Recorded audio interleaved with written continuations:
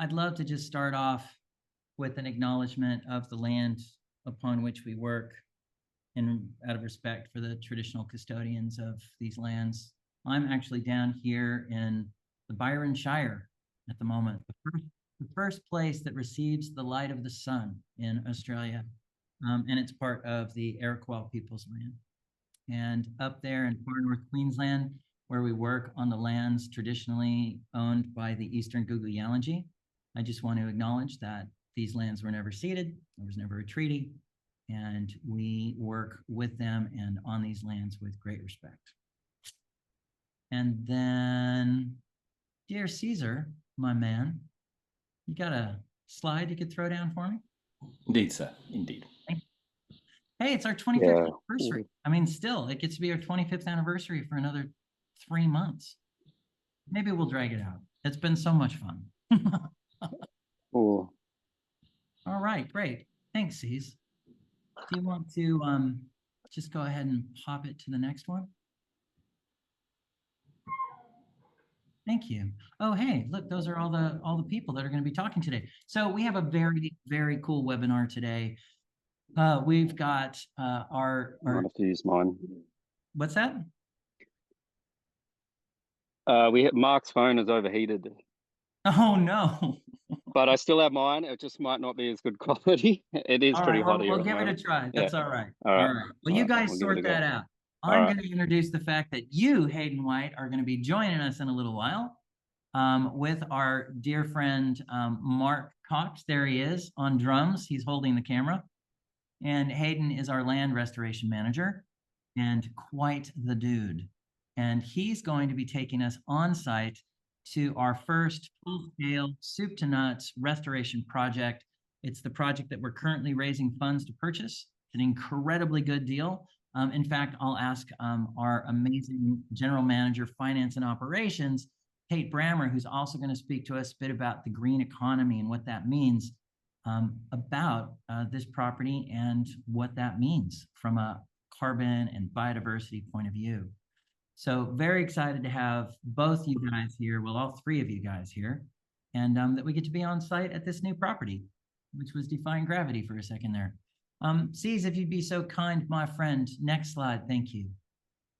Oh, what a year it's been. Yes, so that picture in the background is from this time last year. And this time last year, Hayden had his house flood up to the first floor. Alan and Barbara got flooded out of their house at 2 o'clock in the morning. That is a harrowing story. You'll have to get them to share with you. And folks up at Cape Tribulation who work with us down at the nursery and on the land got stuck because there was no way between Cape Trib and the rest of the world to the south. And then, of course, up in Wudjil, which is an all-indigenous community, our Eastern Gugu-Yalanji friends, was really heavily impacted. It was a very difficult time. And I think the most amazing thing about this year is how everybody has bounced back. It has been an amazing recovery. And we've had a big year where we had folks up for different awards. You know, quite a few folks at Rainforest Rescue were up for what are called the Cassowary Awards. And the Cassowary Awards are wonderful acknowledgement of different aspects of the environment and how people in the region work to protect it and enhance it. And our friend Marty Stringer, who's here on the call, hi Marty, won a very well-deserved Cassowary Award for his work in bringing nature to the masses. His photography and videography just gets better and better, and we're so lucky that Marty is a part of our family and our team. And then Tyson Smith, the young Cassowary Award for his work in the community. And Maureen also this year won an award, or she was nominated for an award. She's a winner in my heart for Women in the Environment or Women in Land Care. And in addition to that, like I said, you know, it was our 25th anniversary this year, and there's been a really great series of emails and posts on our website and social media posts, but things that you can access by going to our website, looking at our blog posts, looking at our YouTube video channel. to tell the story of Rainforest Rescue over the last 25 years. And I've learned a lot about the organization. I've only been here for 6 years, maybe almost 7, but yeah, it's been quite a journey. So I hope that you guys have been enjoying that. If you haven't seen it, it's all accessible on the blog. And if you have questions, you can always reach out to me for direction. And then in terms of accomplishments, you know, I think probably the 2 things that are coolest would have been the final planting at Nightwings. You know, we've been working at Nightwings for 10 years, and Hayden and Ari and Siggy and Dan and Ari finished it up, except for 1 final hectare that we're saving for the annual community tree planting, which is going to be held May 17th next year. Please come. It's just the Daintree. It's just up the road. I drove it just the other day. It took me 3 days. It was fantastic. And then I think the other thing that I'm really excited about is this property that we're talking about here today. 110 Cape Tribulation Road is 30 hectares of 6 hectares, 5 to 6 hectares is, you know, naturally regenerated. Hayden's going to talk to us about this. And then the other 24, 25 hectares are all there for restoration. So that's very exciting stuff. And it's going to increase our overall footprint, I think, to 150 hectares just in the Daintree. So I'll let Tate tell us more about that. Would you mind, Cease, to the next slide? Thank you, sir. Yeah, that's just a little tally of how we're doing right now. 45 properties rescued. 110 Cape Tribulation Road will be 46. Almost 400,000 trees planted. We've got over 2,334,000 square meters of rainforest rescued, 5 wildlife corridors. And this year alone at our new nursery, we have produced 29 trees. So it's been a great year, and I'm very excited about the ongoing increase in capacity as we scale up the nursery into this new year, with a big focus on 110 Cape Tribulation Road and the airstrip that we're in the process of restoring. Cease, next slide, please. I love that photo. We have achieved so much this year. I've already gone over a bit of it, but that is the new nursery in Cape Trib, and I'm sorry, up in Cow Bay, up in the Daintree. And if you see to the left there, that little foggy, misty kind of line going off into the distance, that is the airstrip itself that's being restored, and it's beautiful. And those trees just love it out there. Next slide, please.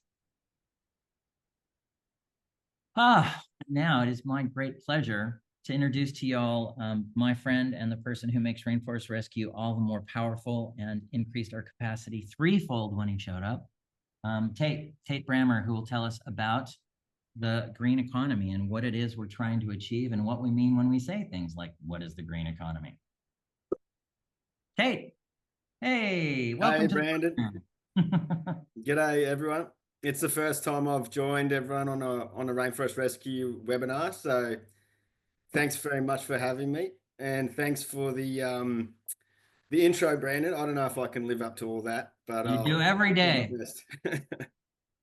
I mean, I've been working with Rainforest Rescue for over 1.5 years now, and yeah, it's an amazing job. It's a terrific team. Everyone's super passionate, very skilled. They want to do better and better, and yeah, I'm very excited to be part of this team.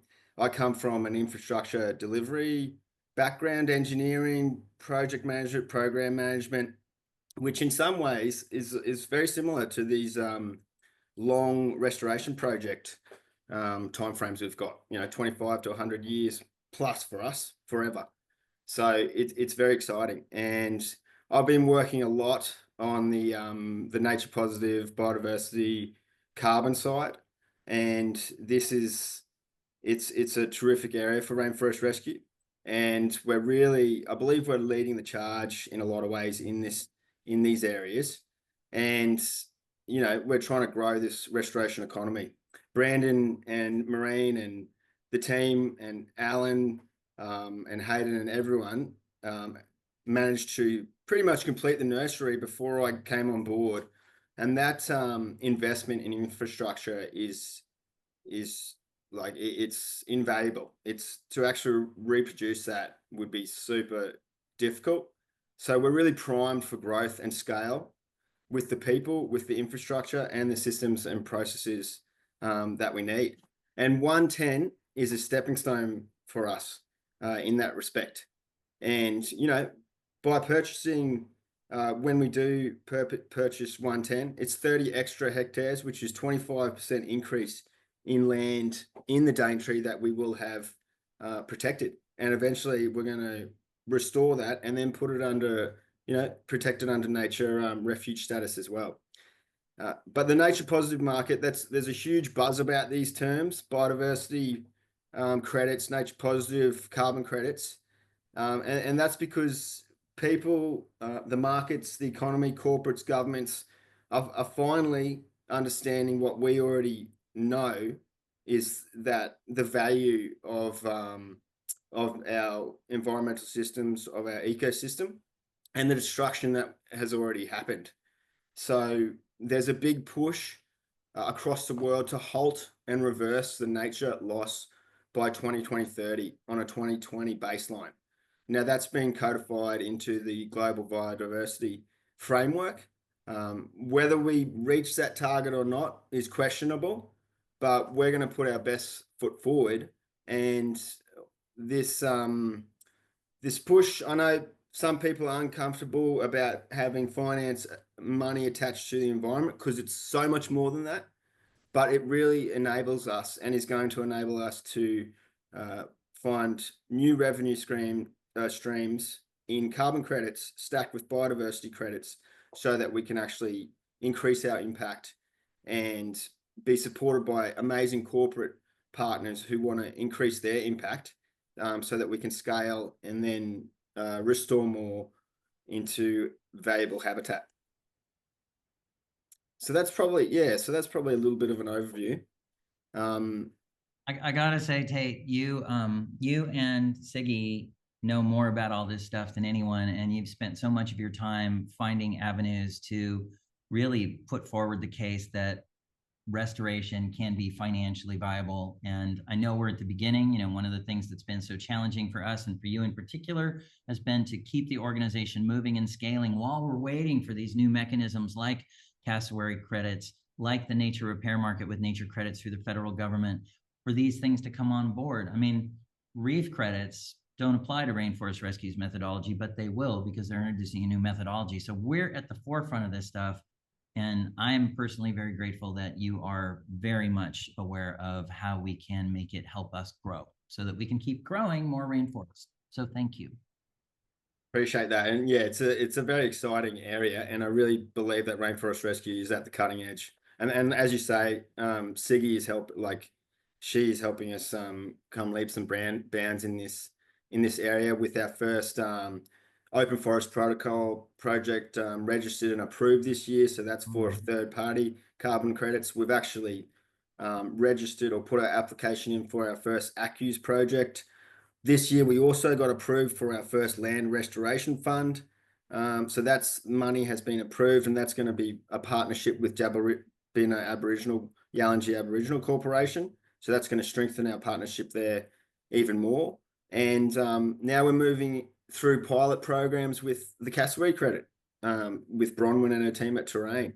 So it's very exciting. And we're also pushing forward with accounting for nature, which is just, I'm throwing out a lot of buzz terms here, and it's hard to follow. When I started a year and a half ago, I was kind of researching this stuff in my spare time. But now, we're gaining a much better understanding. And I guess it's all about putting metrics around the condition of land. So if it's been cleared, it's around the 0 environmental condition score. And then if you restore it, it goes up to 100. And eventually there's going to be like fungible credits, like carbon credits, that can be provided to businesses that we select, and we can get further funding to do more restoration. So it's very exciting. Fantastic. Well, I would like, next webinar, I think you're going to be the special guest, because I want to hear more about this. And I really appreciate everything you're doing for it, because we wouldn't be who we are now and where we're going without the efforts you're putting into it. So thanks. And C's, would you mind? I think there's another slide, and then I want to bring our fabulous land restoration manager on board, Mr. Hayden White. Hey, there he is. Fantastic. Hayden. Oh, there you go. That's a nice close-up picture so you can see what a beautiful smiling face he has. All right, you can put the slides away for a minute. Hayden, how's it going out there? Where are you? Uh-oh, you're muted, buddy. Oh, wait, let me fix it. Can I fix it? Somebody's got to unmute you there, Hayden. Mark, I think Very that's good. We're good now? Yes, good man. All Welcome. right. Yes, welcome everyone. Hope everyone's having a good day. We're sweating out here, me and Mark at the moment. I did want to start down there, but we lost reception, and I was just going to show what the neighboring properties look like, which was Now, just real quick, awesome. Hayden, I'm sorry to interrupt. Caesar, can you just show that photo of where Hayden is right now? So we have 3 slides that will help take folks through this journey as Hayden and Mark walk through it with us. And the first location will show us a contrast of habitats and land use. And then we'll be moving to a second location and a third location over the next 10 minutes. Thanks, Hayden. Sorry, buddy. All right. No, that's all good. It keeps everyone engaged where we are. So yeah, we're in that bottom right-hand corner. So to my right this way, we have the ocean. To my left is the Upper Daintree. And then going about that way is where the nursery is, if that helps anyone understands where we are. Night Wings is behind us, and the Dagmar Range is up there. So I want to start in this back corner because these trees here, as you can see, the eldest of the lot. I don't believe they actually farmed cane in this back section because it's more intact. It's more biodiverse than any of the other areas. It's got different sized trees and palms and ferns and climbing vines all through it. So that's what we want to replicate through this whole property, which I'm really excited about. Because if you look to my left here, Mark, and you see a sea of weeds here, that's what we have to get rid of. And the only way we can do that is by planting as many trees as we can to cover it in. Because if you walked into this this little section here, there's no weeds on the ground, and that's all we're going to try to achieve here. And there's a cane drain just here to my left.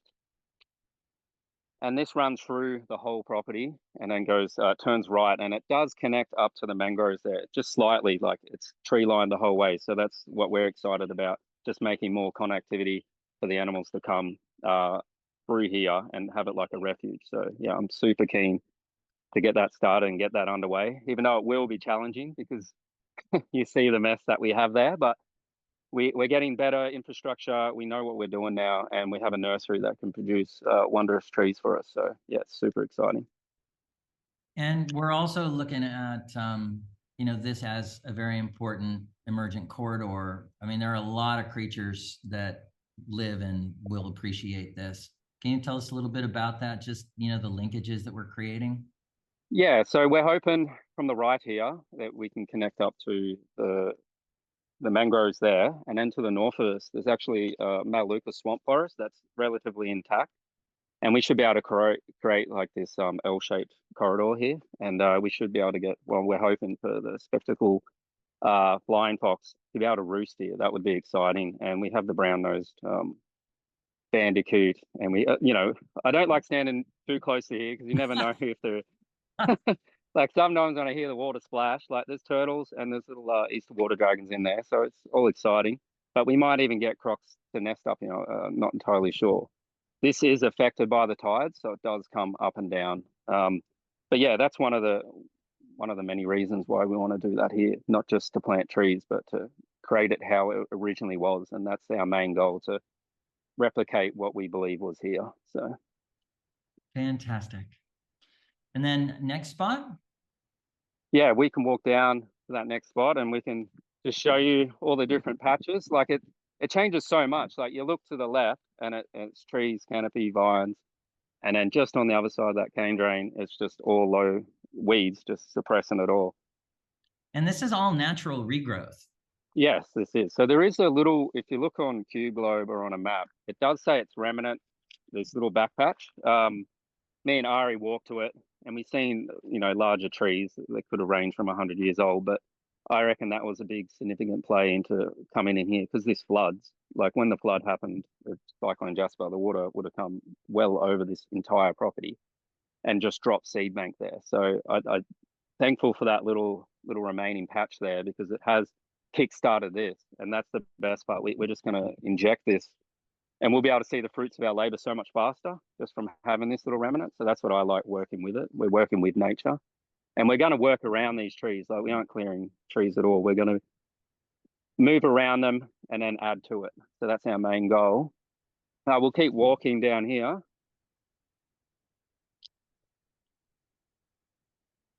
And we're going to walk for 3 kilometers. This is probably my favorite spot just down here, because it's where the 2 cane drains meet at a T intersection. So we'll just watch Mark get his feet wet. So you can get through there. So not only will we be planting trees here and trying our best to, we've got to do a lot of weed maintenance. Like, this is all introduced weed, hymiacne, and it just spreads through the wet areas. So we're definitely going to be busy keeping up with all the tasks that we need to. And this fern here, this swamp climbing fern, it's usually when the canopy's opened up, and you can see it's just overtaken the entire area in there. So we'll work around that, and we'll try to put some trees in there to get that canopy nice and tall, just like the one in that back corner there. Now, Caesar, can you show us that slide real quick, just to show us where Hayden is on the second location, just so we can get a little context? One slide up. Excellent. Ooh. So that's what Hayden's walking down right now. And that's the area of the highest natural regrowth on this property. It makes up about, I think, 6 hectares of natural regrowth, and then we've got 24 hectares to restore. Yep. Excellent. Thank you, Caesar. And this is the best part. You can just see that originally we wanted to start out there because there was no birds or anything, but once you start coming in here, there's butterflies flying around, there's birds all around, and it's 5 degrees cooler in here. Straight away I notice it.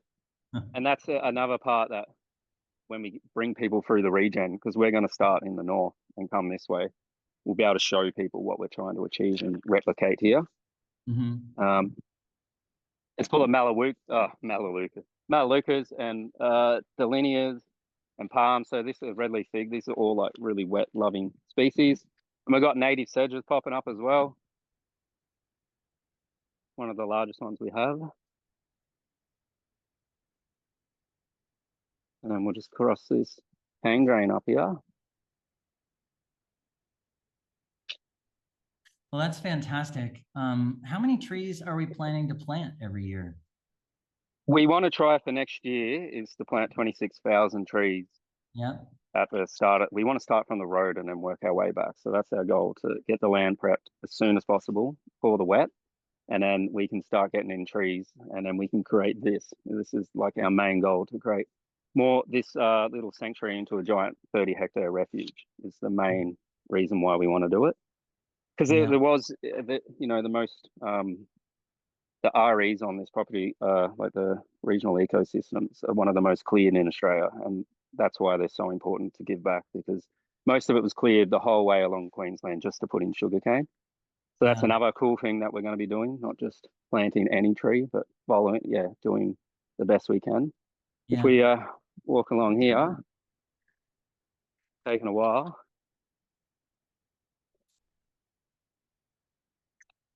See, 3 kilometers. You've got 2 to go. But I just love it in here. So tranquil, and apart from the mosquitoes eating you alive, it's very peaceful. I like this part. I don't know why this path's here, but we'll keep this just so we can bring people through here and show them. We're about to get just through the last of the bush, and then that's when we hit the land of cane and guinea grass. So if we cross our safety bridge. I always think about crocodiles right there. Run, Mark, run. So now we're going to transition from a more intact, or starting to be intact, to where it starts to open up and we get a lot more weeds present. You see all the grass underneath, and you see how quick it changes from the leaf matter there, where there isn't as much weeds, and then all the little wildlings pop up. And then you have the sea of grass.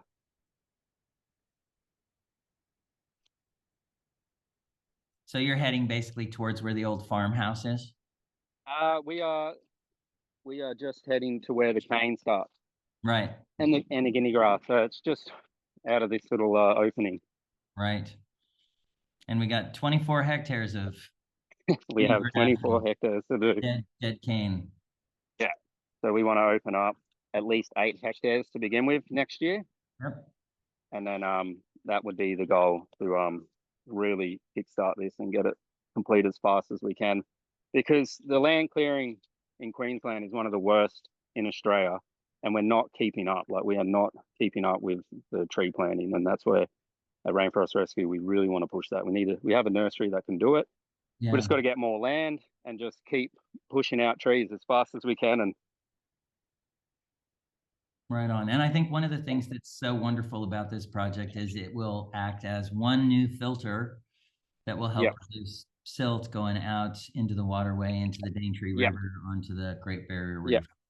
Yeah, perfect. That's exactly what we'll, because this, gets inundated with water, and all these sticks and branches, they get caught all in. I should have done it when I was in there before, but we'll be able to create a giant 30-hectare buffer when it does flood. And that's because, a lot of the farmers think the grass keeps it in, but that's what I've been told, and we're doing it wrong. But they have, they don't know what they're talking about, because you walk in back there and you see all the deposits of the soil, the nutrients, probably the runoff from other farms that are spraying chemicals.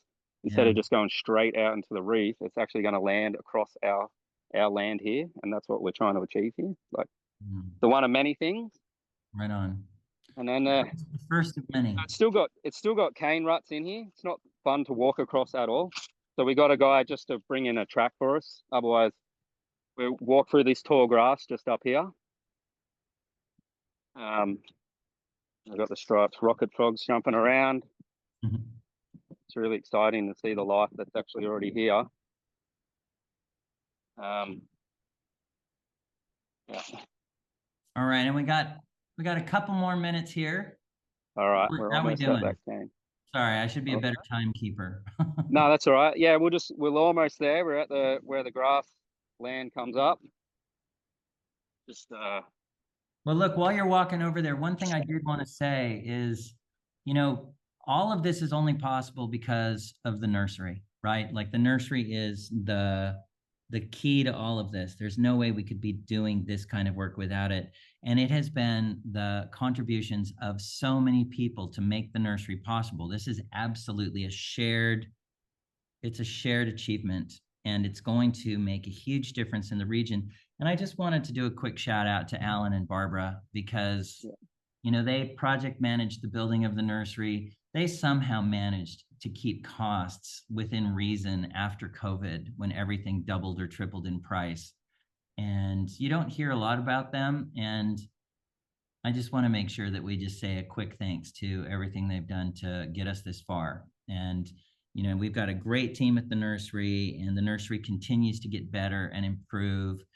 And I really believe that with the Restoration Alliance, working with Terrain and Wet Tropics Management Authority, and our partners all across the region, from Jabalbina to Climate Force, like, this is a very exciting time of change, that's transformation, that's nature positive.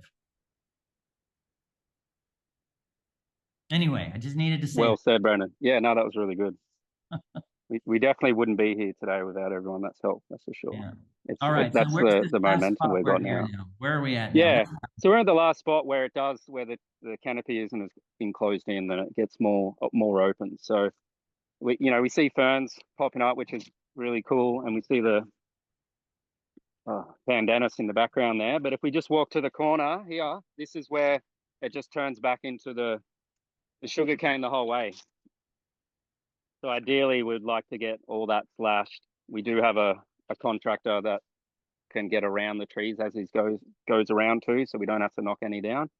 And then we want to prepare the land, cultivating it up, just because it's really hard to drive in here, just even with the cane ruts. But this is what the whole farm used to look like. I get through here.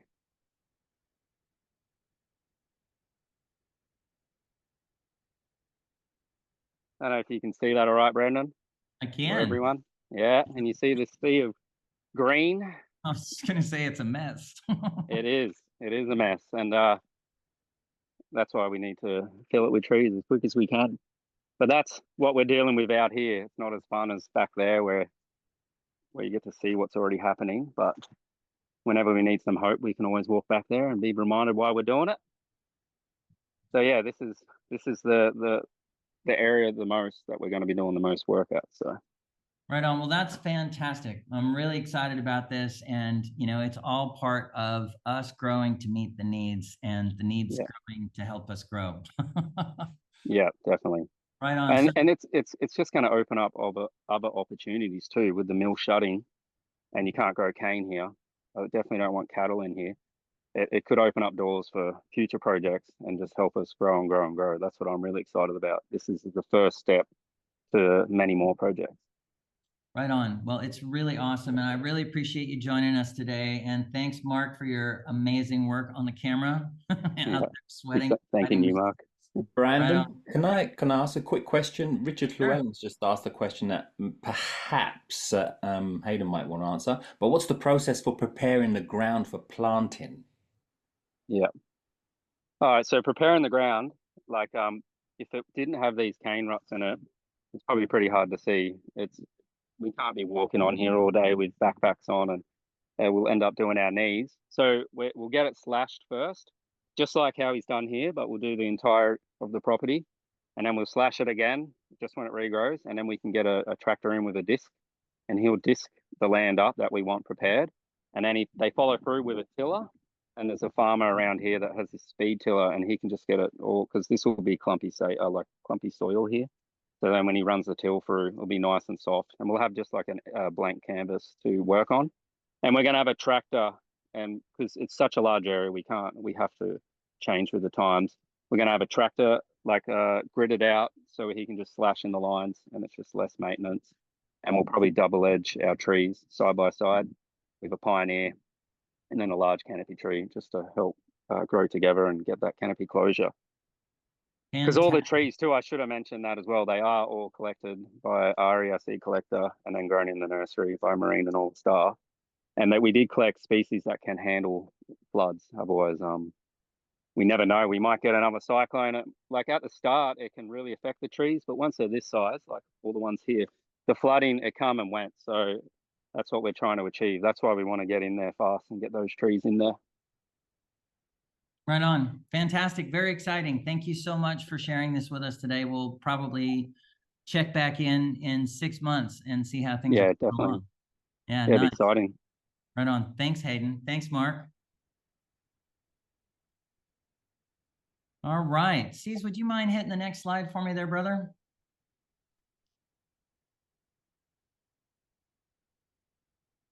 Ta-da. And that's where we're looking. And yes, we're still trying to reach our goal of $425,000. Everybody who has contributed, thank you. Those of you who still might, please do. Right now, your donations are matched thanks to a group of business partners who are all trying to help encourage everyone to help us make this goal. So we're just a little low. We're just about to halfway now. So we still have a fair way to go. So please help us out. There's a QR code there you can look at with your camera, and it will take you to that page that you see the URL below, rainforestrescue.org.au/lot-110. It's not the best URL we've came up with. But in any case, you can just go to rainforestrescue.org.au, and it is literally a button in the middle of the homepage. So please help us make this goal. This is the beginning of our big contribution to the green economy, and it's going to help transform the region, and it's going to be very good for our beleaguered planet, helping to mitigate both the climate and biodiversity crises. C's, could you do the next slide?